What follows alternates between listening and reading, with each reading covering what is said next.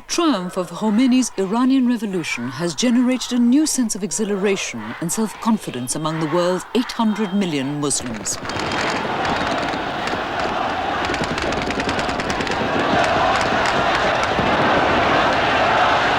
Today, resurgent Islam, armed with faith, fanaticism and the petrodollar, confronts the rest of the world. Tonight, in three crucial areas, we examine the political and military implications of the Islamic revival.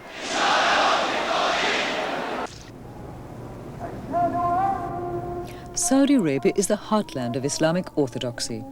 Even in Jeddah, one of the richest and fastest growing cities on earth. Quranic law even legislates about Saudi's oil billions. Banks, according to Islam, are not allowed to charge interest. Because of the realities of international trading, they do, but call it a service charge. But no matter how large the transaction, when the call to prayer is heard, the Saudis, whether at a bank or at a money changer stall in the open market, will drop everything and pray, often leaving millions of dollars lying unattended with the full knowledge that absolutely nothing will be touched.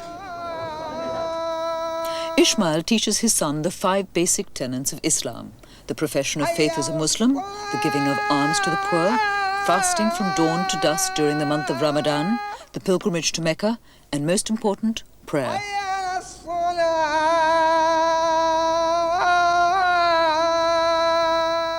Muslims answer the call to prayer 5 times a day.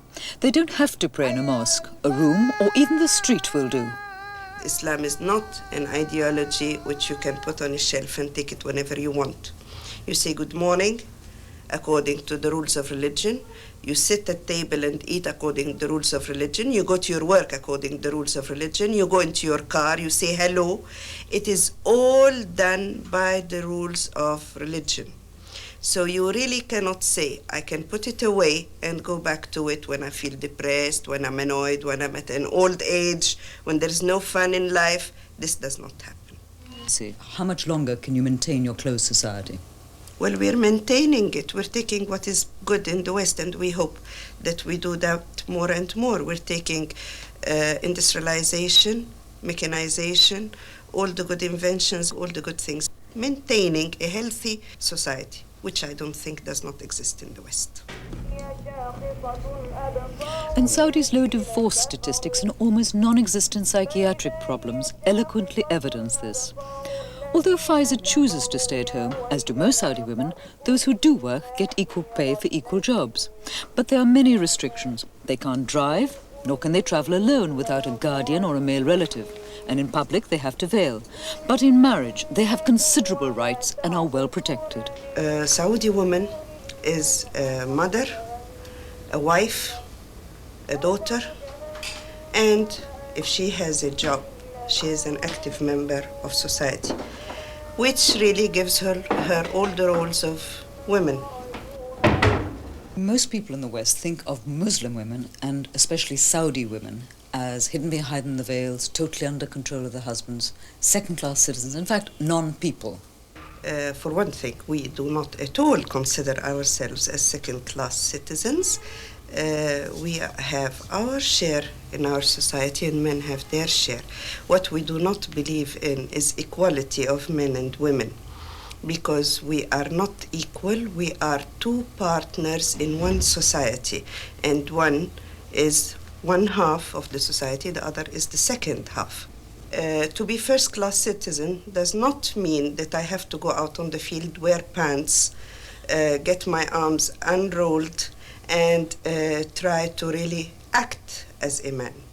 There's a lot of other things a woman can do. She can write, she can become a nurse, she can become a doctor, she can become a teacher, she can become a translator, she can become a good secretary. At the exclusive Dar al-Hanan school in Jeddah, Cecil Rushdi is turning out a thoroughly modern Saudi girl.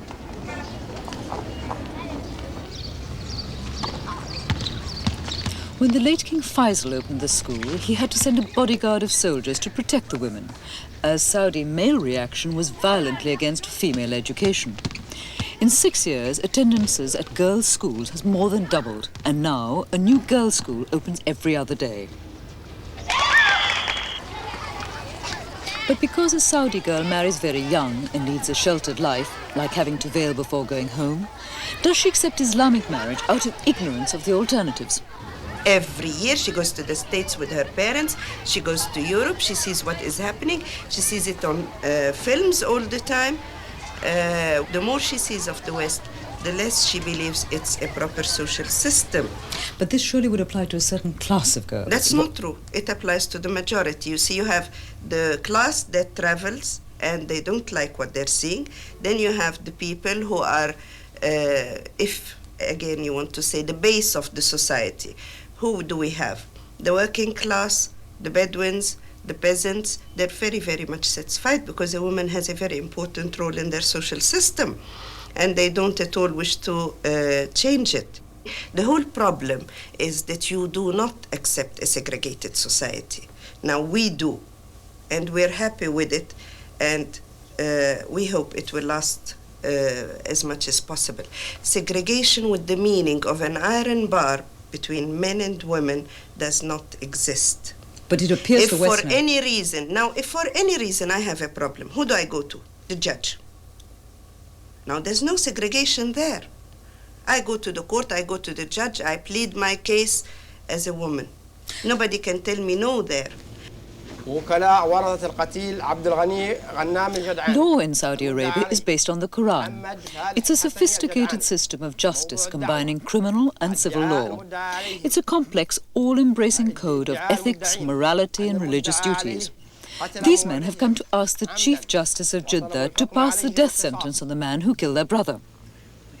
After examination, the judge decides that the death was accidental and recommended that they accept £7,000 blood money in compensation. When I asked the judge how laws instituted 1,400 years ago could legislate for traffic offences and test tube babies, he explained that the precedents for everything were to be found in the Quran. But the judge explained that floggings like this were strictly supervised and designed not to maim, but to humiliate.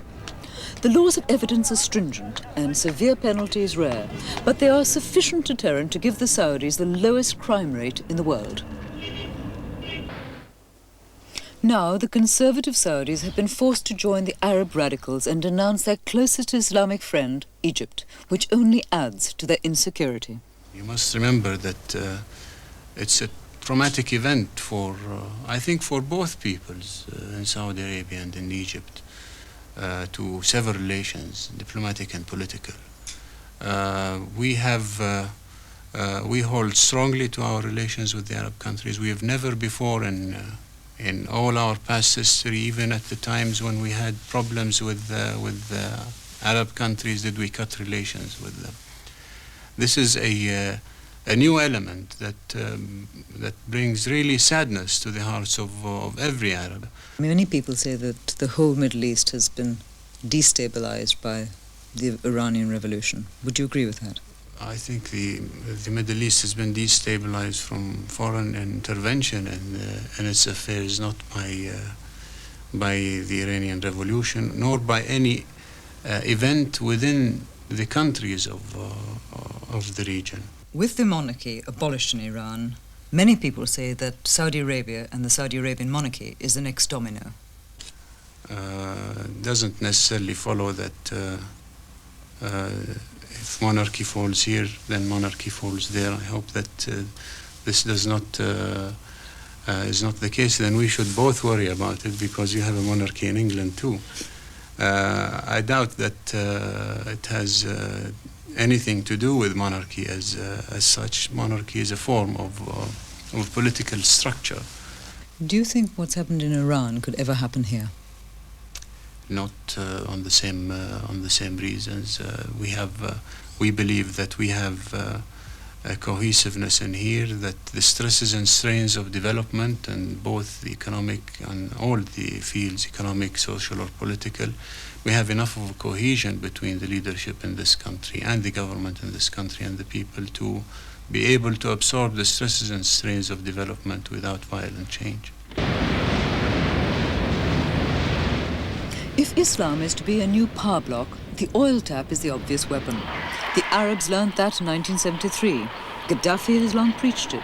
Iran is now practicing it, and the West is only beginning to count the cost. But can all the Islamic nations afford to alienate the West, especially the Saudis, who for years have been a moderating influence both in OPEC and the Middle East? Will the Saudis endorse an Islamic power bloc? Power blocs, in my mind, reflect superpowers and things of that sort. There is a Russian power bloc and an American power bloc, but the revival of Islam and the activities of the Muslim countries and joining together do not reflect these major power or big power politics. There are political sides to this, of course, but they indicate no tendency to establish a balancing bloc, let's say, or a third world power.